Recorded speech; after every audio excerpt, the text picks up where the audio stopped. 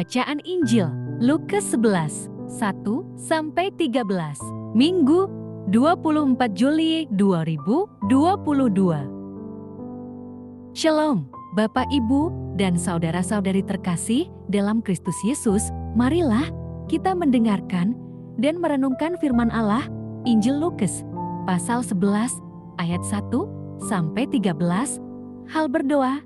Inilah Injil suci menurut Lukas. Pada suatu kali, Yesus sedang berdoa di salah satu tempat. Ketika ia berhenti berdoa, berkatalah seorang dari murid-muridnya kepadanya, "Tuhan, ajarlah kami berdoa, sama seperti yang diajarkan Yohanes kepada murid-muridnya."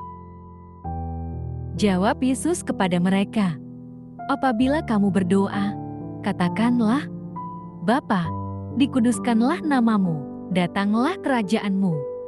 Berikanlah kami setiap hari makanan kami yang secukupnya. Dan ampunilah kami akan dosa kami, sebab kami pun mengampuni setiap orang yang bersalah kepada kami. Dan janganlah membawa kami ke dalam pencobaan." Lalu katanya kepada mereka, "Jika seorang di antara kamu pada tengah malam pergi ke rumah seorang sahabatnya dan berkata kepadanya, 'Saudara, pinjamkanlah kepadaku 3 roti. Sebab seorang sahabatku yang sedang berada dalam perjalanan singgah ke rumahku dan aku tidak mempunyai apa-apa untuk dihidangkan kepadanya.'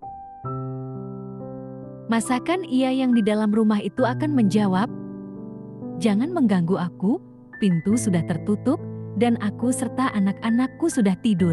Aku tidak dapat bangun dan memberikannya kepada saudara.'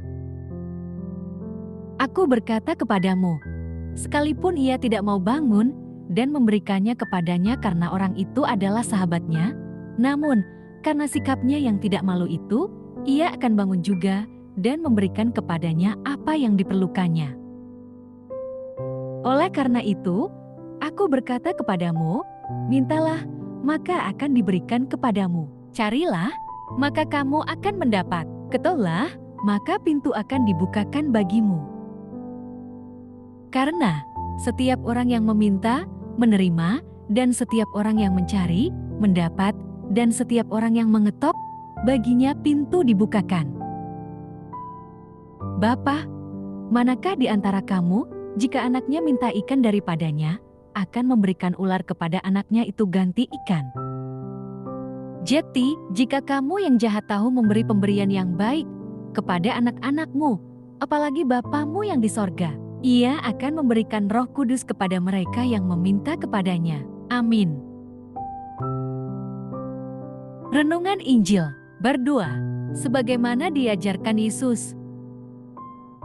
Berdoa adalah berbicara kepada Allah dengan segala kerendahan hati, menyampaikan kerinduan hati, dan menanti jawaban yang sesuai dengan kehendak-Nya.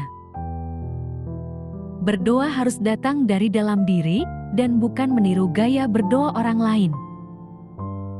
Ketika seorang dari murid-muridnya memohon supaya diajarkan berdoa seperti murid-murid Yohanes, Yesus mengajarkan doa yang lahir dari dalam diri.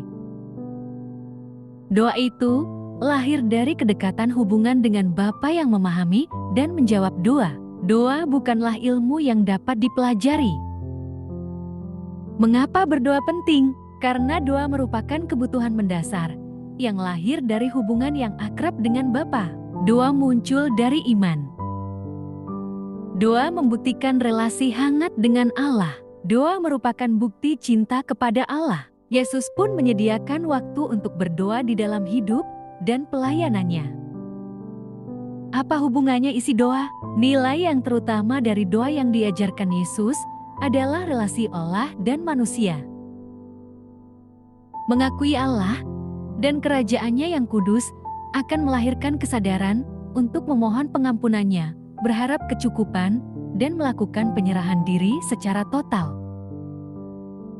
Bagaimana sikap yang benar saat berdoa? Yesus mengajarkan sebuah prinsip sikap doa yang benar, yaitu seperti seorang sahabat yang karena dekat dan akrab tidak canggung menyampaikan kebutuhannya kepada sahabatnya.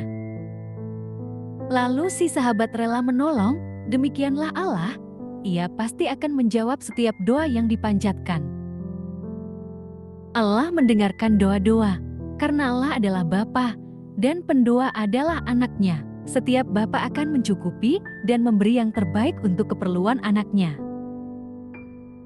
Berdoa juga harus fokus dan konsisten. Hal ini seperti orang yang mencari sesuatu atau mengetuk pintu.